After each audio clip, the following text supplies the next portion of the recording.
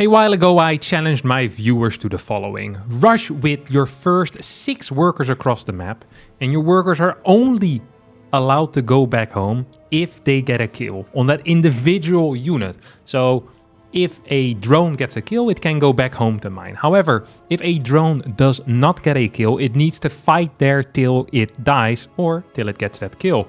First replay is sent in by Shu Gul, I believe it's a 3k Zerg player that sent this bad boy in here on Ghost River, fighting against Trinicron.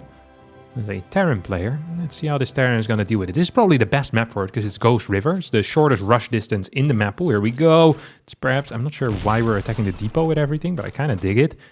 Which one got a kill? Okay, this bad boy got the kill over here on top. He's a little bit damaged. Still wants to fight with his mates. Soon could be sent home. It's of course allowed. There we go. Look at this. Look at this. Look at you, buddy. You can go home. You can retire. You've done a good job.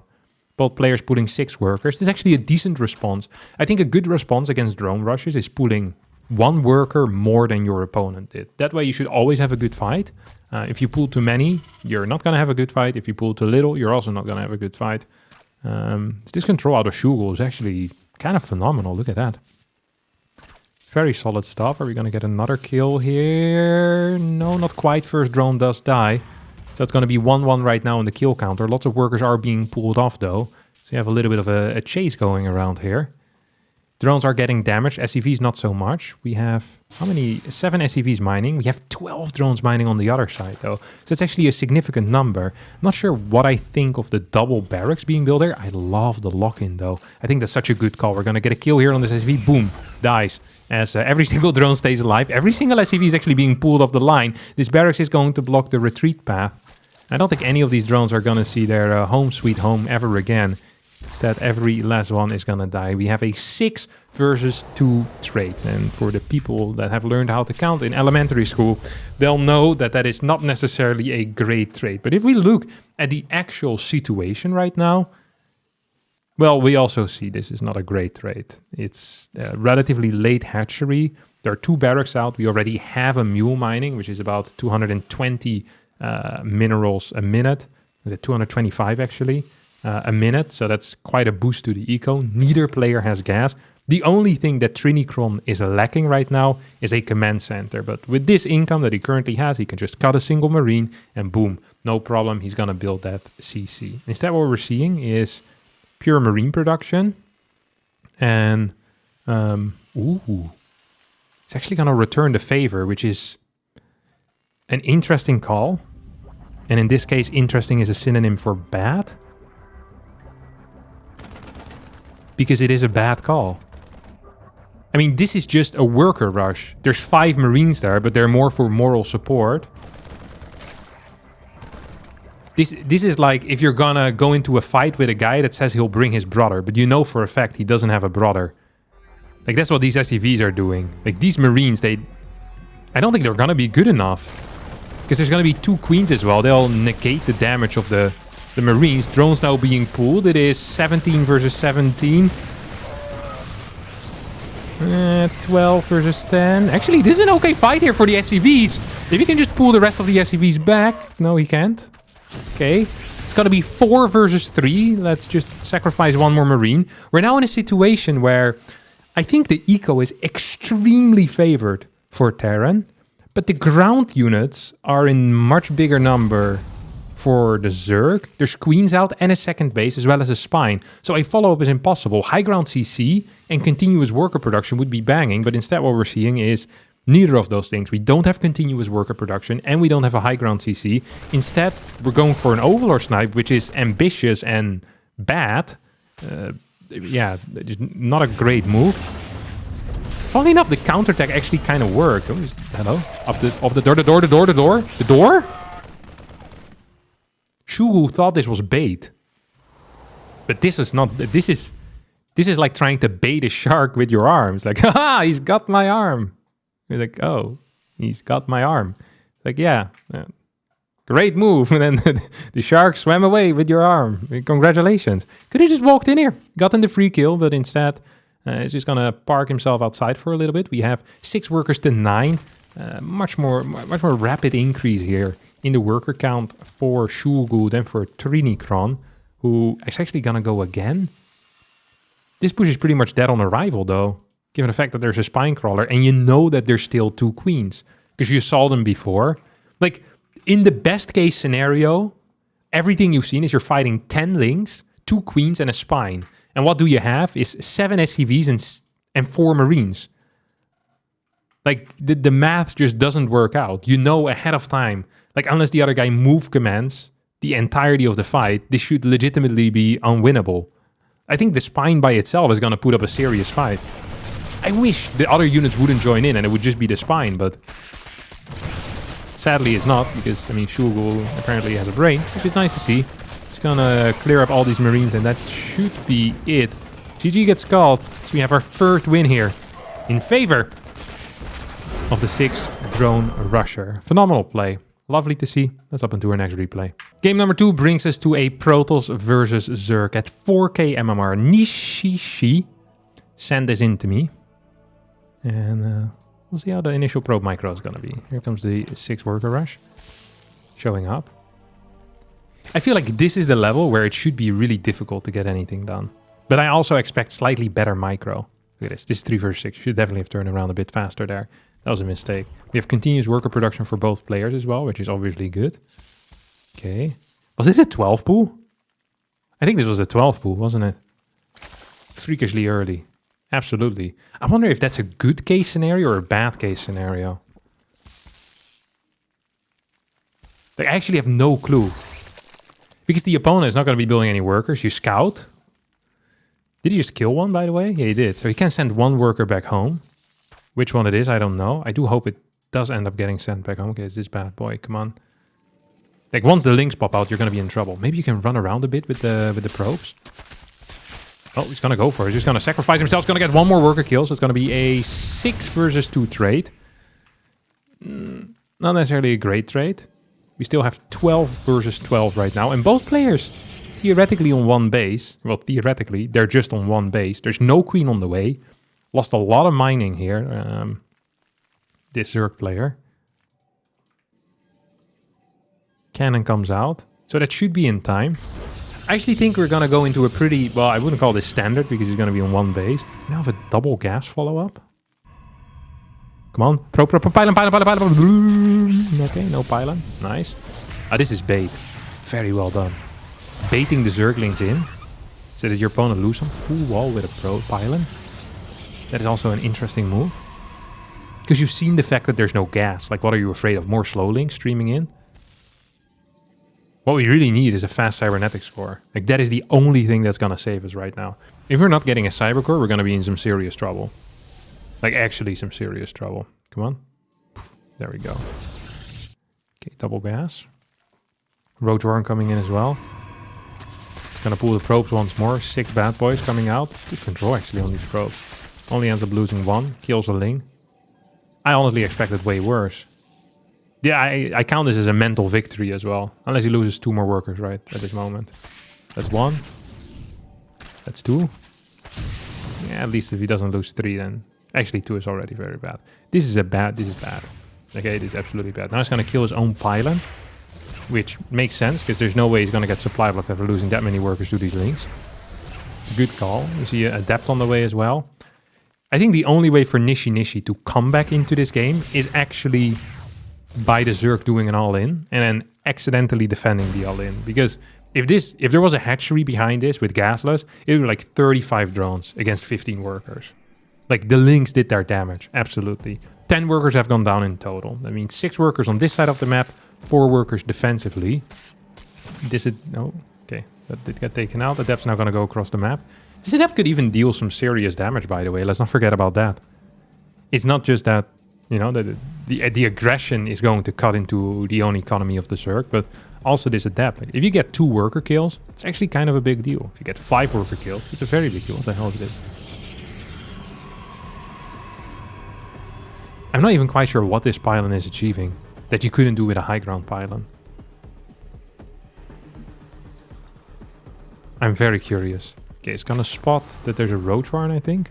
Sees the lack of a hatch too. What are you...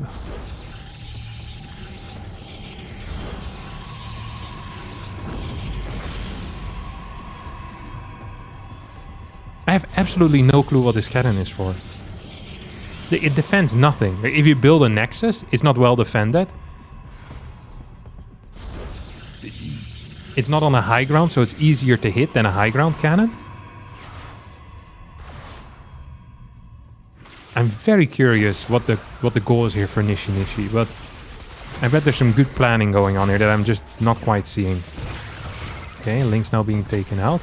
You have Link speed about to finish up, which is going to be fantastic for the 6 Links that are out on the map. They're going to be capable of running into this cannon at high speed. There we go. Look at them go. Super battery actually from the high ground. This is bait! This is bait! And now this move away is also bait. The cannons on the low ground are just bait. They look vulnerable, and they are vulnerable. But if someone charges headfirst into them, then they actually do a decent job. Now we're going to expand, which should have happened probably about 15 minutes ago. Well, 3 minutes ago. 3.5 minutes ago or so. 3 Ravagers are still across the map. We have a lair and roach production coming in as well. These are all phenomenal moves. If your goal is to give your opponent comeback potential. Because they really do contribute to Nishi's chances of coming back into this game. Now we're gonna hit some biles. That cannon falls. Sadly, there's another cannon defending nothing up here, which our Zerg player will need to take care of before doing anything else. 2 more roaches on the way. This has to be one of the most insane plans that I've seen. He's not even trying to contain his opponent on one base. He's actively trying to kill his opponent while going up a base, while teching up. Like, I am very curious what the general thought behind all of this is. I think the Pro Brush might have actually brain broke him. I think this is one of the things at a lower level that is kind of underrated. Is that if you do something really dumb in the early game, your opponent is going to be so thrown off that they'll start doing stuff like this. Like a 22 drone Hydra then. Like, I've never seen this in my entire life. And I've seen a lot of StarCraft games. Oh. Void Ray here is now showing up. Please hit it. 2 Biles hit. If you lose a Void Ray to Ravager Biles, I feel like the Zerg should be allowed to flame you. And then if you report that flame to Blizzard, then a Blizzard employee will come to your house and shove a pie in your face. And on that pie is a picture of you losing the Void Ray to Biles. I feel like this should also be a legal defense in court. For just a lot of like general crimes. Twilight Council? This is also a wild plan. So 1 Void Ray into Twilight, into more Stalkers. This has to be Blink, right? In any normal world, this is Blink. I love that we rushed out a Hydra then, so we could defend against the Void Rays. But instead of getting Void Rays, we're now building a Spore that can't defend this pool. And 12 Links. Because there's still cannons on the other side of the map. What the hell is happening in this game? They move back to the spooner.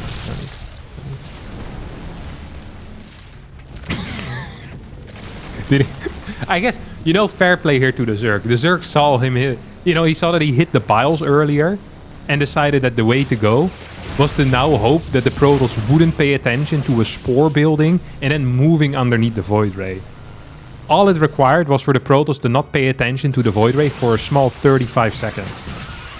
If the Protos had gotten a stroke or fell asleep for 35 seconds, this genius plan might have actually worked out.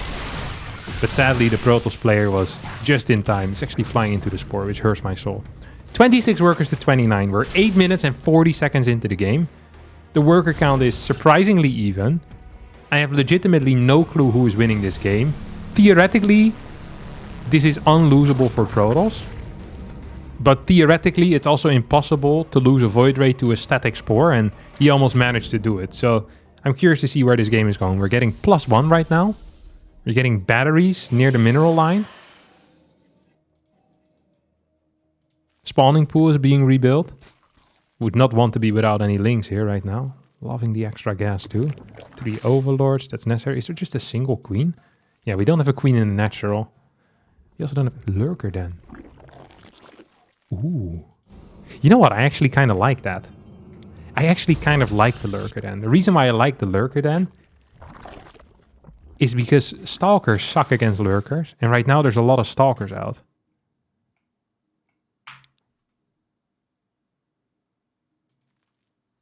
Spore moving into the natural. This might be a small issue. It's really just logistics though, isn't it? Just having too little Hydras at this moment. Let's see what the Pro's decision making here is. It's like, I have 12 Stalkers. My opponent has 4 Lings and 5 Hydras. Let me just pull back real fast. Wait until my next 5 Stalkers come out. There's no way there's going to be some important tech finishing up in the next 25 seconds that I'm now giving my opponent. Like the Lurker tech, for example. That would be crazy, because my opponent is only on 2 base. And this game has been very normal. So I assume that this game is going to be following the normal rules, in which a Zerg is not allowed to get a Lurker Den just on 2 bases. Because that would be legit crazy. Now here we are just continuing to push forward a little bit. The Lurker does get revealed, which is an interesting play. I guess it's not so much revealing as it is trying to not die at this moment. It's like if you're busy drowning, you know, the Titanic is going down and you reveal a lifeboat. Like, ta-da, I was hiding this one the entire time. Like, well, might have wanted to pull that one out a little bit sooner. Have the population on the boat gone already. Like, would have been one hell of a surprise though. Yeah. Lurkers have been spotted, and we actually see the Protos player do something very weird here. So the common response at this level, when you have mass Stalkers and you see Lurkers, is to run back home, then die to the Lurker attack, then send me a 5-page email explaining me why I'm an idiot and why the Lurker definitely should be nerfed in the next big upcoming patch. However, this Protoss player does the opposite of that and actually makes the correct play. He keeps his Stalkers on the map near the Lurkers, not allowing the Lurkers to just straight up run across the map. Lurkers are really good when they're attacking your base. Lurkers are not very good when they're sitting here doing nothing. It's difficult for Lurkers to move across the map.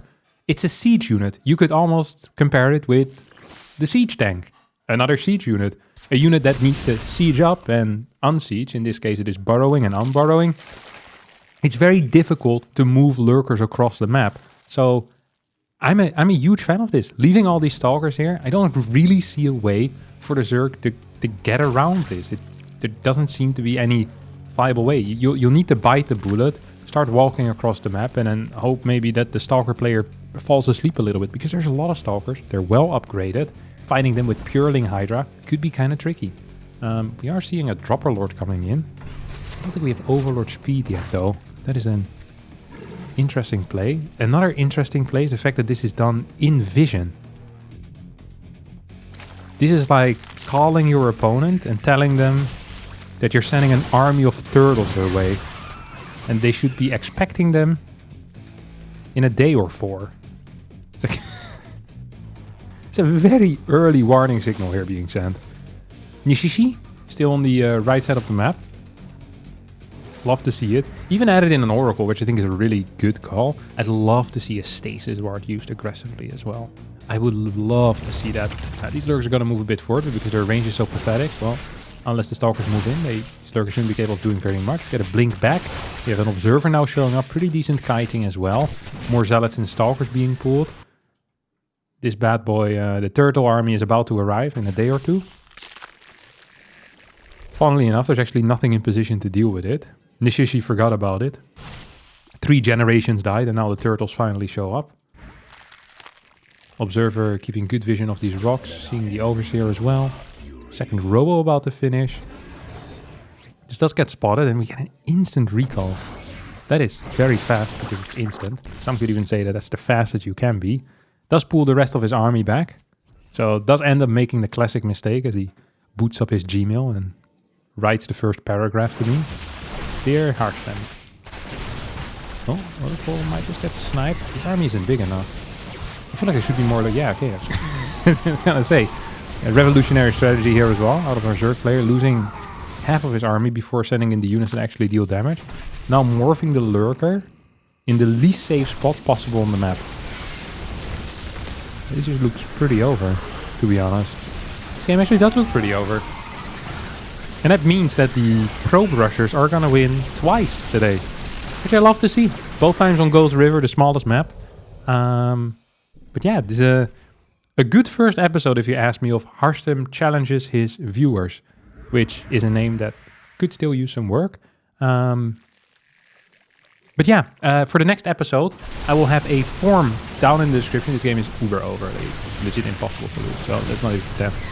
I will put a form down in the description, and in that form, you'll be able to upload your replay.